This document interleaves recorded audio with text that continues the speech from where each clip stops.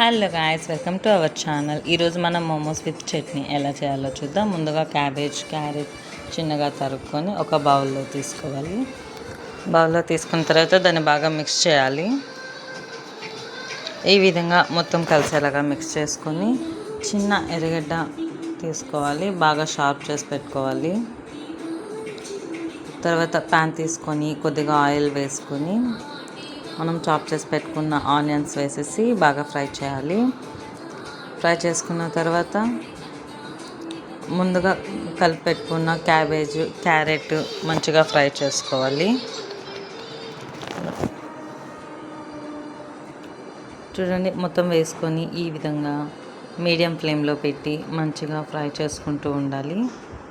ఒక 10 నిమిషాల పాటు బాగా మీడియం ఫ్లేమ్లోనే ఫ్రై చేసుకుంటే ఈ విధంగా బాగా మిక్స్ అవుతుంది. ఇందులో మనం కొద్దిగా సాల్ట్ వేసుకోవాలి.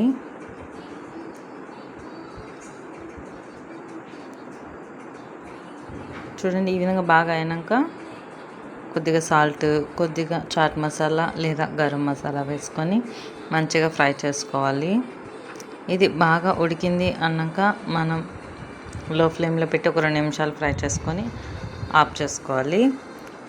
ఇప్పుడు మనం మైదా పిండి తీసుకొని కొద్దిగా వాటర్ వేసుకోవాలి. కొద్దిగా లైట్గా సాల్ట్ వేసుకొని బాగా కలిపేసుకొని ఒక 10 నిమిషాల పాటు నానబెట్టి పక్కన ఉంచాలి.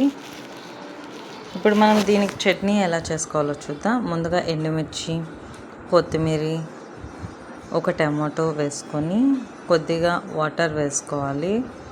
వేసుకొని మంచిగా బాయిల్ చేయాలి. ఒక 5 నిమిషాల పాటు బాయిల్ చేయాలి. చూడండి, ఈ విధంగా బాగా బాయిల్ అవుతున్న తర్వాత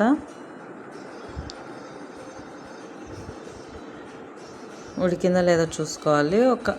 ఇంకా 2 నిమిషాల పాటు ఉడకనివ్వాలి. ఇది బాగా బాయిల్ చేసుకున్న తర్వాత మిక్సీ వేసుకొని చేసుకోవాలి.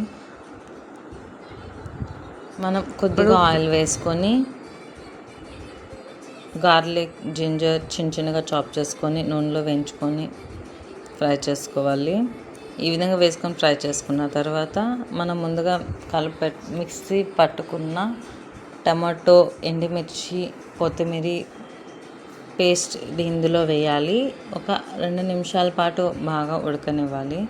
మనం రెడీ చేసి పెట్టుకున్న మోమోస్ని ఏ షేప్ కావాలంటే ఆ షేప్ పెట్టుకొని ఈ విధంగా సర్వ్ చేసుకుంటే చాలా బాగుంటుంది. నేనైతే ఇందులో ఇడ్లీ కుక్కర్లో పెట్టి వాడాను, ఎందుకంటే అందరి దగ్గర స్టీమింగ్ ఉండదు కాబట్టి ఇడ్లీ కుక్కర్ వాడాను. చూడండి, బాగా అయ్యాయి కదా మోమోస్.